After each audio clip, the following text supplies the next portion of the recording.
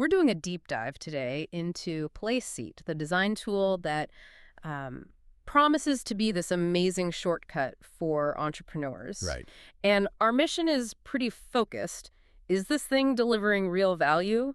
Or is its business model, built on confusing people with their billing? Well, the pitch is definitely tempting. I mean, especially if you're running a side hustle. Oh, absolutely. It's unlimited mock-ups, logos, videos, all for, what, $15 a month? Or $90 for the year. That's the one they really put. And it boasts 65,000 templates. Plus, it's owned by Envato, which is a name people trust. Okay, so let's unpack that. Let's start with what it actually does well, because it does do some things very well. It does. Speed is probably the biggest one. The mockup generator is, I have to say, genuinely impressive. Over 38,000 templates. And not just for t-shirts. We're talking apparel, devices, packaging. And video mockups. That's a rare feature. A lot of competitors just don't have that. It's built for rapid creation. The quality is pretty professional, too. Realistic models, good settings. Yep. But the limits show up really fast once you start trying to use this stuff for, like, a real business. What do you mean? Well, take the logos. They're so heavily used that you risk thousands of other people having your exact same design. There's just no uniqueness. Okay. And the video, it's capped at HD.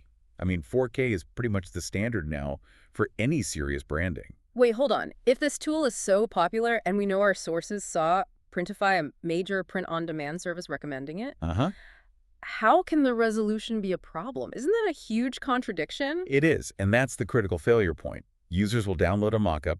They go to upload it to, say, Etsy. Oh, yeah. They get a low-resolution warning. The output just isn't good enough for these professional e-commerce sites, so the tool is basically undermining the very people it's meant to help. So here's where we move from, technical problems to actual financial hazards. Exactly. The Trustpilot reviews, they document what really looks like a predatory pattern. It's a cancellation flow that seems designed to trick you. Designed, yeah. To make you think you've canceled when you really haven't.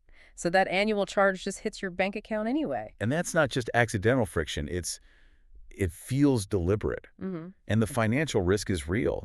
Our sources found cases where that renewal charge wasn't the $90 they advertised. Yeah. It was $148, a price they never agreed to for a service they thought they'd already canceled. So what does this all mean for you, the user? It seems like you get some real features, Yeah. but they're banking on your frustration with the product limits and the finances. Your strategy really has to depend on your tolerance for risk and for monitoring your accounts. Right. Our sources laid out two clear paths. First, if you just need a mock-up here and there, just skip the subscription entirely. Just buy them individually. Yeah. It's about $8 for a mock-up, maybe $3 for a design template. You avoid the whole auto-renewal nightmare. And the second option, if you really need mock-ups all the time. Then you subscribe, but you have to be cautious. Act like an auditor. Document every single step. Get that cancellation confirmation. And watch your bank statements like a hawk. Exactly. Which, it brings up a bigger question for you to think about. When you're evaluating these tools, how much of your effort should be spent on the features versus just navigating the billing maze they've built? And a final thought for you. The review we looked at also mentioned that stock photo sites often hide weird usage rules, even when they promise unlimited downloads. So, which is worse, confusing billing that just takes your money, or hidden rules that could land you in a lawsuit? We'll leave that one with you.